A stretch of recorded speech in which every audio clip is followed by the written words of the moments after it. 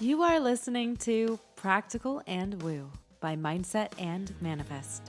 My name is Eden, and I invite you to embark on a journey with me to explore the practical and spiritual edges of the unknown for the purpose of allowing you to embody and empower yourself uniquely as you are, and to intentionally create and live a life of freedom and fulfillment. Each week, I am going to discuss topics such as energetics, reality creation, manifestation, astrology, tarot, and more to help empower you to live beyond perceived limitations and to practically design your life so it feels like absolute magic every step of the way. Let's dive in. Well, hello, brilliant soul. Today happens to be my birthday, and I cannot think of a better way to celebrate than by diving into a contemplation here with you. Something you may or may not already know about me is I actually am someone who loves their birthday. Year after year, it comes within a 365-day calendar like a little kiss from the universe. I feel fortunate, blessed, and lucky to have this relationship with the day of my birth. And so, I want to explore with you, in honor of this feeling, the mechanics of good luck. May this be a blessing for you that inspires and unfolds miracles, experiences, and worlds. For most people, luck is considered a random favor doled out by a mischievous universe, choosing winners and losers without any kind of rhyme or reason. But what I want to unpack here today is the idea that luck isn't random. And I'm hypothesizing this idea of luckiness and good luck as something that's actually bound in a spiritual as well as scientific rhythm, much like everything else we discuss here on Practical and Woo. So what if we could piece together the mechanics of good luck so that you can more deeply understand, engage with, and co-create your life as someone who is inherently lucky? When you look at life through a spiritual quantum lens, good luck isn't necessarily something that happens to you, but through you. It's a natural outcome of establishing a coherence between consciousness, action, and the subtle fields that weave our physical world together. What we call luck can be considered the visible result of an invisible harmony between your inner frequency, your openness to possibility, as well as the probability landscape that surrounds you at all times. Quantum physics tells us that every particle exists in a state of potential until it is observed.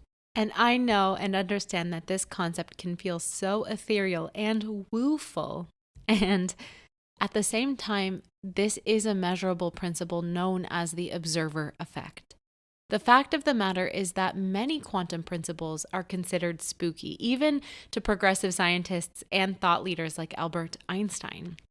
And for me, I know that my willingness to play in the playground of this sort of information is the genesis for my perspective and experience in this world. I imagine that if you're a listener of this podcast, then you're probably also on the playful explorer spectrum as well. Now, imagine your consciousness as the observer of your reality. Every thought, belief, expectation, and emotional tone that you put stock into is coloring the field of potential that's all around you through the nature of your specific observation. This is the first part of the mechanism that creates certain outcomes in your experience, while leaving other things unmanifest. Spiritually, this means your life is a living feedback loop between your inner state and external world. And it means that you can actively, consciously, and effectively change it should you so choose. If you've ever noticed how certain people seem to attract opportunities again and again and again, how doors seem to just open for them, conversations are aligned, and synchronicities seemingly pile up in their lives, then you're witnessing this principle in action. Such people are not more deserving or necessarily more talented. They're simply more attuned, whether or not they realize that's what they're participating in. Those with boundless good luck walk through the world as coherent fields of energy, where their inner intention and outer attention are aligned. In other words, their inner state of being and their outside behavior match. And then the observer effect responds accordingly. Good luck, in this sense, is coherence made visible. So, when we're contemplating the mechanics of good luck, what we're really asking is, how can we become more coherent? How can we create conditions that make favorable outcomes more likely for us? The first layer of this is awareness. Quantum physicist David Bohm once described reality as an implicate order, a vast web of interconnection where everything influences everything else. What you perceive as separate, like a person, a place, a coincidence, a thing, is actually all part of the same underlying fabric. When you start living with this kind of awareness, your perception expands.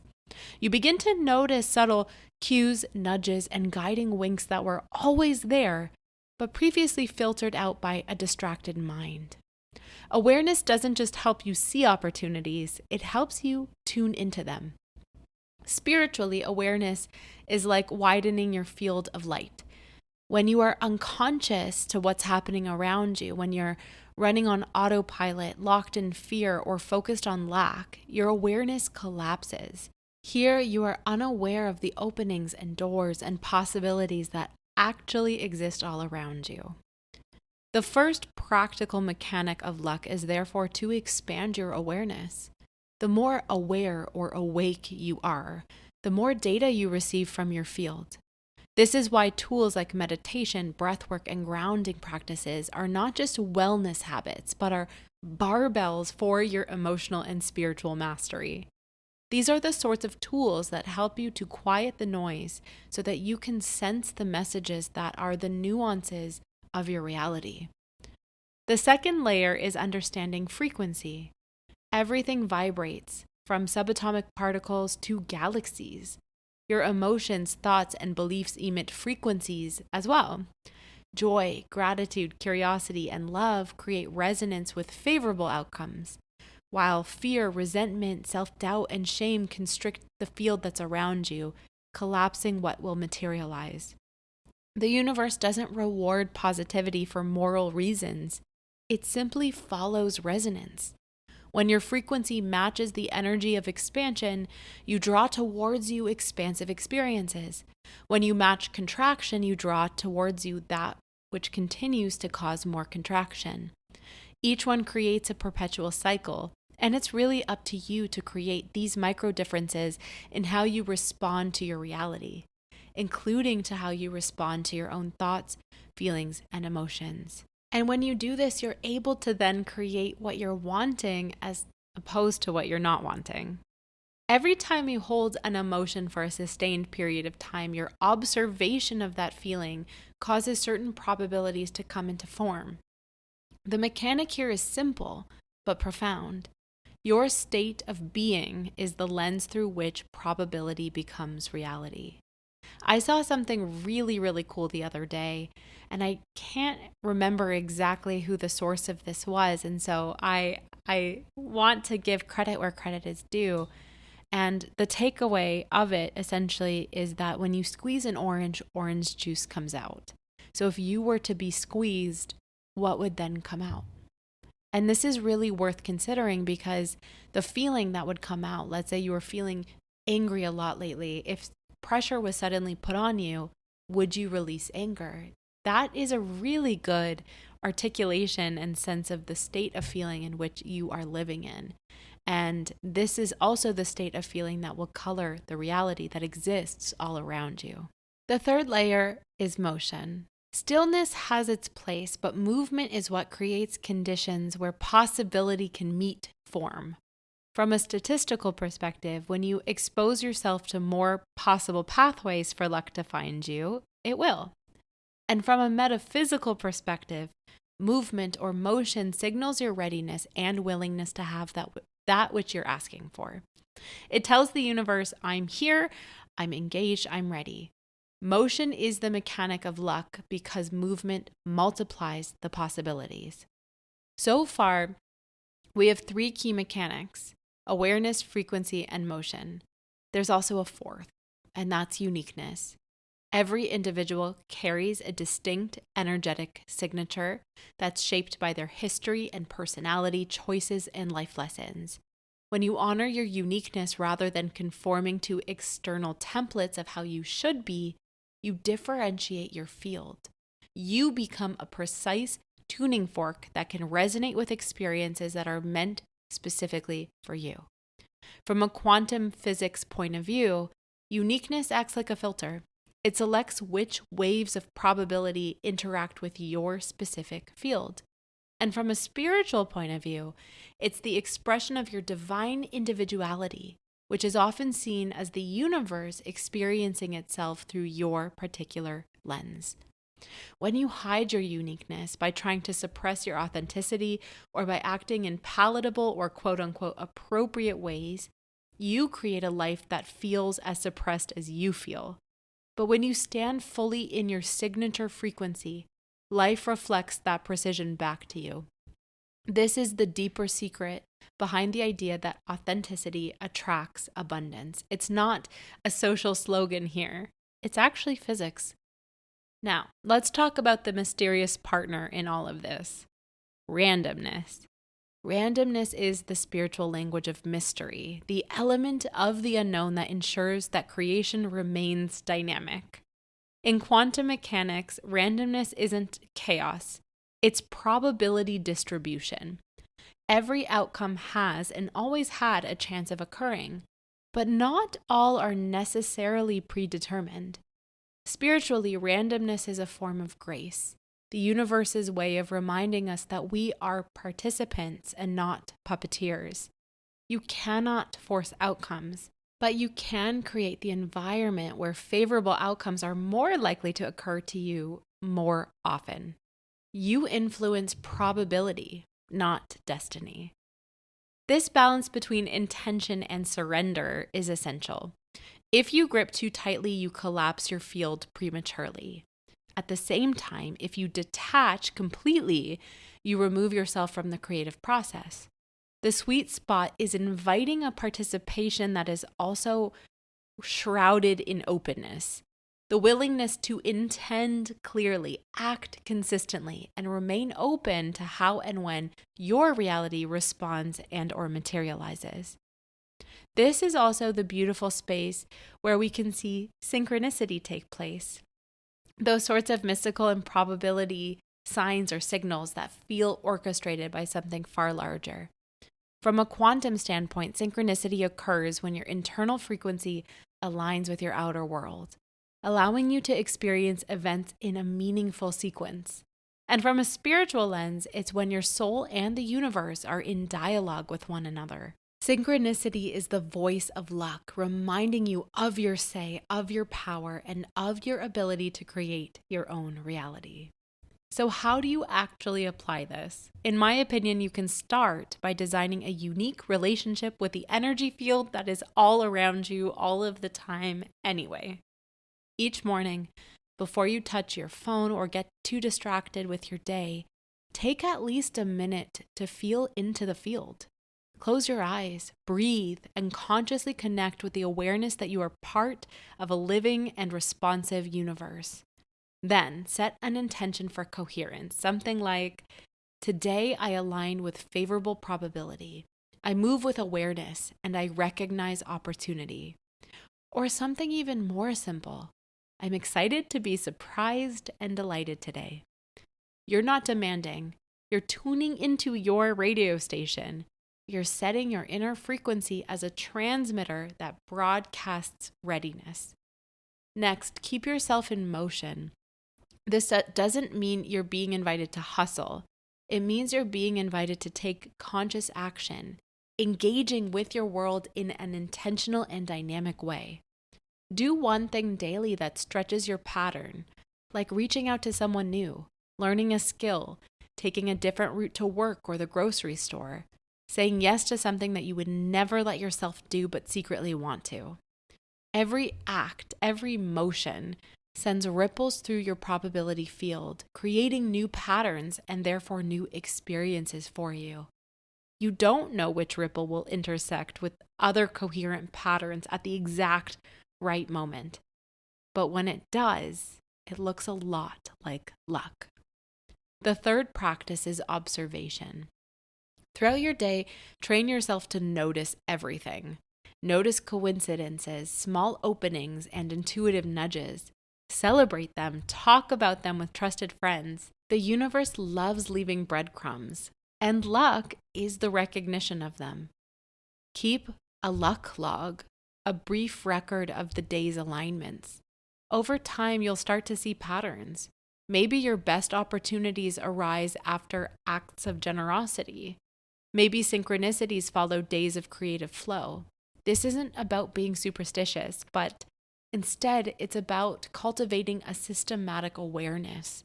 You can think of it like you're studying and honing your unique luck mechanics. Fourth, refine your frequency. Guard your mental diet as carefully as you do your physical one. Fear, gossip, comparison, these are frequency pollutants, while gratitude, presence, creativity are amplifiers. When you catch yourself spiraling into scarcity, pause. Shift your attention from what's missing to what's emerging. Every shift in perception alters the wavelengths that you emit. And finally, integrate randomness with grace. When things don't go your way, don't label it bad luck. Recognize it as uncollapsed potential. Information that's showing you where your field is not yet coherent. You can ask yourself, what can this teach me about my alignment? Often what appears as misfortune is a course correction in disguise that's redirecting you towards the path of your greatest coherence, and you simply just can't see it yet. If you live by these principles long enough, something extraordinary happens. You stop perceiving luck as an external event altogether. Rather, you start experiencing life as a continuous dance between energy and form. You'll notice that lucky coincidences coincide with moments when you were relaxed, grateful, and fully present. You'll notice that luck is less about reward and more about resonance. The mechanics of good luck then are not mystical. They're natural laws operating at both the spiritual and quantum levels, where consciousness collapses probability, where coherence amplifies opportunity, where motion increases exposure, where uniqueness filters your alignment, and where randomness introduces you to grace. When you engage all five consciously, you transform luck from a matter of chance into your way of walking through the world. Now, if we zoom out, this conversation isn't just about winning or success. It's about living in collaboration with yourself and your reality as well as the universe. Every interaction you have, every breath you take is a communication with your field. You are both the participant and the observer. You are both the wave and the particle. When you remember this, you are able to move through life differently. You stop waiting for luck to appear and start behaving like someone the universe can easily conspire with, completely in your favor. One of the most beautiful aspects of this model is that it restores humility and empowerment in one fell swoop. When your inner alignment meets your external action, your field can harmonize and your world will rearrange to meet you. So perhaps luck isn't really even the right word anymore. Perhaps what we call luck is simply the visible trail of an invisible order, the byproduct of living in resonance with the deeper pattern. Some call it divine timing. Others call it quantum coherence. Whatever language you choose, the invitation is the same: to become an awakened and enlivened participant in the creation of your own blessings and good luck. Before we close, here's a simple daily practice to strengthen your relationship with good luck. Each night, recall 3 moments that felt aligned, easeful, or surprisingly supportive. No matter how small they may seem, whisper gratitude for them. Then ask yourself, what state was I in when these occurred? Track your answers, and you'll find that your luck follows your state of being, not the other way around.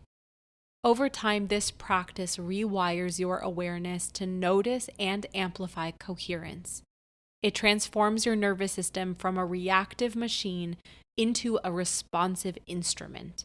And as your body, mind, and field integrate, life begins to feel like a series of meaningful intersections rather than random occurrences. The mechanics of good luck are the mechanics of presence, coherence, and courage. They ask you to don the role of both scientist and mystic, where you'll observe carefully, act consciously, and trust deeply. They remind you that the universe isn't throwing dice against you, but dancing with you. And the rhythm of the dance depends on your willingness to hear the music, to move your feet, and to stay open to the next step even when you can't see the full choreography. Luck isn't something you chase. It's something you're aligned with. It's a natural current that carries you when your inner field is clear and your outer actions are congruent with who you really are. It's not a mysterious blessing for a chosen few. It's the physics of conscious and coherent creation. So today, instead of waiting for fortune to smile upon you, be the smile, be the coherence, the openness, the motion, the awareness, and the uniqueness that your field responds to. And when your next lucky break finds you, recognize it for what it is. Proof that the universe is responsive and that you are, in fact, the co-creator. That's the real mechanic of good luck. It's not magic. It's mastery of your alignment. And that mastery is available to you in every single moment. Until next time.